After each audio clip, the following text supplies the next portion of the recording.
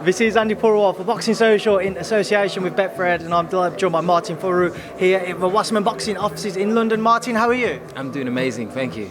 It's good to hear. Now, obviously, you're here today.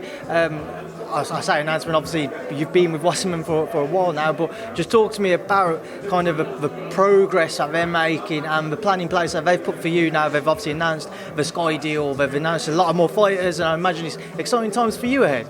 Yeah, definitely. I'm from experience, I know that they look after their fighters. I fought in Denmark on their show. I fought last weekend in Austria.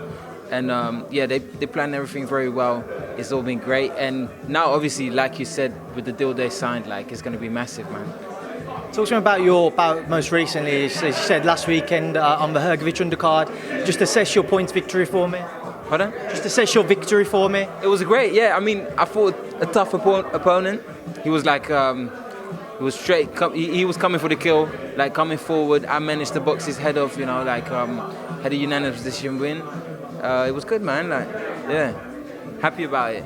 Still untouched. Moving forwards with your career, what is the plan that Nissa and Kala have put in place for you with regards to how they want the next 6 months to 12 months to play out for you? It's really about building my record. You know, like I'm back out on the 2nd of October. You know, it's not going to be this card, but it's going to be in the Netherlands. You know, actually my place of birth. I was born and raised in the Netherlands, so it's going to be nice. Do a little home show. But yeah, just build my record. Do a couple more 6-rounders because this was my first 6-rounder in Austria. And yeah, move gradually. Yeah. Martin, as mentioned to me off camera, you've had some previous exposure on television, obviously going on to the Dutch version of Love Island. Can you just expand on that for me and your time on the show and how you feel your career's benefited from it as well? So it came into place when I was outside of so I came out of my boxing contract. This is like previous. This is like, I think 3 years ago, 2.5 years ago now. I came out of my boxing contract. I got asked, like, do you want to go on the pilot of the Dutch Love Island? I was like, do you know what? Why the fuck not? You know, like, I knew I wasn't going to be fighting for the next couple of months. So I was like, you know, I love performing, you know, in boxing. I do modeling as well, you know, quite successful with that. And I was like, man, do you know what? Why not? And it was great. Came second. Was the runner-up, actually, so it was a good experience. Unfortunately, no love for me, but yeah. Listen, it's a hard thing to find, mate, but you've got to focus on your career now. That's all you need to do. Yeah, definitely. Like I've seen for myself, like, I mean, boxing has always been my priority. These things that come outside of it, it's fun. I love doing it, but boxing is really what keeps me grounded, keeps me on both my feet. So yeah. Away from the sport, Martin, what do you like to do in your downtime? What do you like to do to kind of take your mind off of the sport?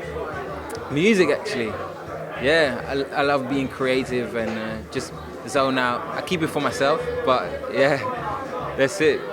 Obviously, just to touch on kind of your divisions up and around it, you know, obviously super middleweight, some exciting fights coming up. You obviously saw Chris Eubank Jr. here today, Canelo Plant on November 6th. Just get your thoughts on kind of those two divisions as people can move up and down easily.